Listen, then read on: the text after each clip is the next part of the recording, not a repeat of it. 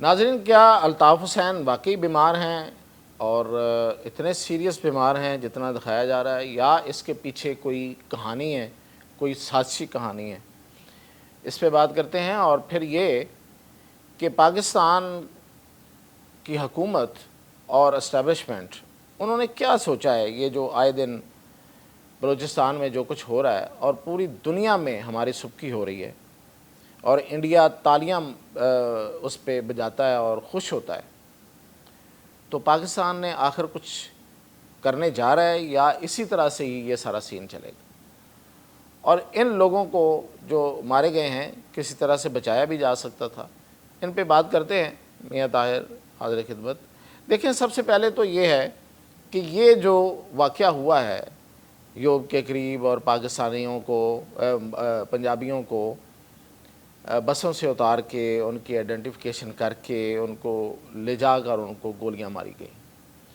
اور ایک ہی ان کا قصور تھا کہ وہ پنجابی ہیں۔ اب اگر ہم اس سے ایک دن پہلے کی دیکھیں تو ایک دن پہلے حکومت نے، ظاہر ہے کہ انٹیلیجنس اطلاع پہ یہ سب کچھ ہوا تھا، کوئٹہ کی طرف سے لاہور اور پنڈی جانے والی تمام ٹرینز کو بند کر دیا، اور تقریباً کوئی 24 سے 48 گھنٹے کوئی ٹرین وہاں سے نہ آئی نہ ادھر سے گئی۔ اس کی وجہ کیا تھی کہ وہ ایک، ظاہر ہے ان کو پتہ تھا، ایک سیکیورٹی تھریٹ تھا، ایک الرٹ ملا تھا، اور دہشت گردوں کی کوئی موومنٹ کا پتہ چلا تھا کہ وہ کوئی ایسی حرکت کرنا چاہتے ہیں، تو ٹرینوں کو تو روک لیا گیا۔ کیا یہ ممکن نہیں تھا کہ کم از کم کوئٹہ سے چلنے والی بسیں جو ہیں ٹوورڈز پنجاب ان کو بھی روکا جاتا، اور یا کم از کم اتنا تو کیا جاتا کہ ان کا جو موڈس آف اپرینڈی ہے وہ ہم جانتے ہیں کہ ان میں سے پنجابیوں کو سوار نہ ہونے دیا جاتا؟ ایک یا دو بس اڈے یا 3 بس اڈے، اس پہ فورسز کا جانا اور اس پریونشن کے لیے اقدامات کرنا کون سا بڑا کام تھا؟ تو یہ کیوں نہیں ہوا؟ یہ ایک غفلت ہے۔ اگر ٹرینیں روکی جا سکتی ہیں تو یہ کام بھی کیا جا سکتا تھا۔ اور دیکھیں، یہ 10 جانیں نہیں گئیں، یہ ایک بہت بڑا نقصان ہے۔ یہ 2 صوبوں اور 2 قومیتوں، 2 زبانیں بولنے والوں کے درمیان ایک بہت بڑا رخنا، ایک نفرت، ایک جنگ شروع کرانے والی بات ہے۔ تو اگر ہم کرانے والوں میں نہیں ہیں تو ہم روکنے والوں میں ہیں، تو روکنے کے لیے پھر بھرپور اقدامات کی ضرورت ہوتی ہے، اور یہ کرنے چاہیے تھے۔ اب جو ہم سن رہے ہیں، جو اطلاعات ہیں، اب وہ کرتے ہیں یا نہیں کرتے ہیں، ہم تو اطلاعات پہ بات کرتے ہیں، ہم تو خبر دیتے ہیں۔ اب یہ کچھ پروگرام بنا کے، پلان بنا کے واپس لے لیں تو اس پہ ہم کچھ نہیں کہہ سکتے۔ وہ یہ ہے کہ گوادر کو فیڈرل ٹیریٹری قرار دیا جا رہا ہے۔ اس پہ بالکل یہ تقریباً فیصلہ اناؤنس نہیں ہوا، کہیں لکھا نہیں گیا، لیکن یہ فیصلہ ہے کہ گوادر کو فیڈرل ٹیریٹری یعنی کہ وفاق کا علاقہ قرار دیا جائے، ڈائریکٹ اسلام آباد کے ماتحت۔ اور یہ جو ایف سی کو فیڈرل کانسٹیبلری قرار دیا گیا ہے فرنٹیئر کانسٹیبلری سے، یہ بھی اس طرف ایک قدم ہے بیسیکلی، کہ یہ جہاں جہاں پہ فیڈرل ٹیریٹریز ہوں گی، ظاہر ہے اسلام آباد کی پولیس ہے، لیکن جو فیڈرل ٹیریٹریز ہوں گی اس میں ایف سی پولیس اور سیکیورٹی فورس کے طور پہ کام کرے گی۔ تو ایک تو یہ ہے۔ دوسرا یہ کہ بلوچستان کو انتظامی سطح پہ، لسانی سطح پہ یا جغرافی سطح پہ تقسیم نہیں کیا جا رہا، انتظامی لحاظ سے 2 حصوں میں تقسیم کرنے کی تجویز جو ہے وہ خاصی آگے بڑھ چکی ہے، اور اس کا مقصد یہ ہے کہ بلوچستان اتنا بڑا ہے اور رقبے کے لحاظ سے تو بہت بڑا ہے، سب سے بڑا صوبہ جو ہے وہ رقبے کے لحاظ سے بلوچستان ہے، تو اس کو ایک انتظامیہ کے ماتحت، ایک حکومت کے ماتحت کنٹرول کرنا مشکل ہے۔ اور ویسے بھی میں نے آپ کو کہا کہ جس طرح کی حکومتیں یہاں بنائی جاتی ہیں ان کے لیے تو بہت ہی مشکل ہوتا ہے، جس طرح کہ ایسے لوگ بٹھا دیے جاتے ہیں جن کا کوئی اثر رسوخ نہیں ہے, کوئی سے نہیں ہے, کچھ سننا نہیں چاہتا, کچھ سنتا نہیں ہے. سرفراز بھگٹی ہو یا اس سے پہلے قدوس بزنجو ہو, ان کے ذریعے جو لوگ اپنے مفادات نکالنا چاہتے ہیں, جو اپنا ایجنڈا بڑھانا چاہتے ہیں, وہ تو بڑھا لیتے ہیں. جیسے کہ اختر مینگل اور اس طرح کے لوگوں نے بزنجو کے دور میں وہ لوگ اندر گھسیڑے کہ جو آج مخبر کے طور پہ کام کر رہے ہیں, اور مخبر کن کے لیے ہیں؟ ان دہشت گردوں کے لیے. تو یہ جو دن بدن ان دہشت گردوں کی کاروائیاں بڑھ رہی ہیں, اس سے لوگ ان کے روب میں آ رہے ہیں. اور جب کوئی علاقے, جب پبلک ایٹ لارج روب میں آ جائے تو وہ بیسیکلی آپ ان کی حمایتی سمجھے کہ وہ ان کی حمایتی ہو جاتی ہے. تو اس روب کو, اس ساری چیزوں کو توڑنے کی ضرورت ہے. ایک یہ تجویز زیر غور ہے. اور اس کے علاوہ کاؤنٹر ٹیررزم جو آپریشنز ہیں, ان میں ہاؤس ٹو ہاؤس, گھر گھر جا کر آپریشن کرنے کا جو پلان بن چکا ہے. اور اس کے لیے ظاہر ہے, میں نے پہلے بھی ذکر کیا تھا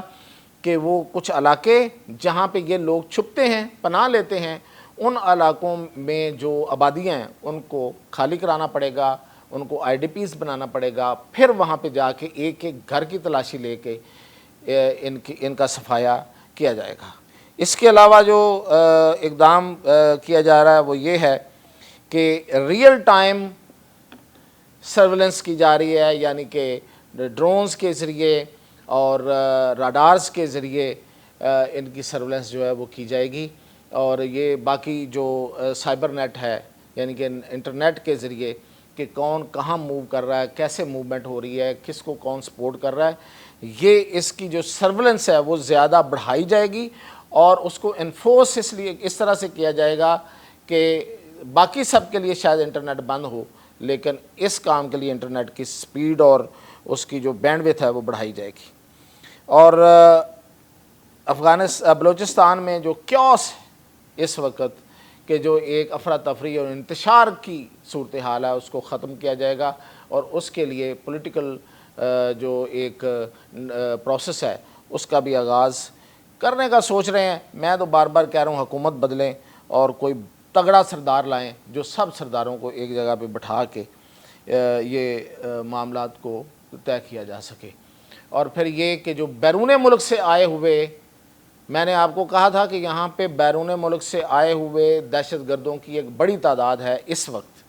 کیوں کہ ترکی نے بڑی کامیابیاں حاصل کی ہیں, اور اس نے عراق,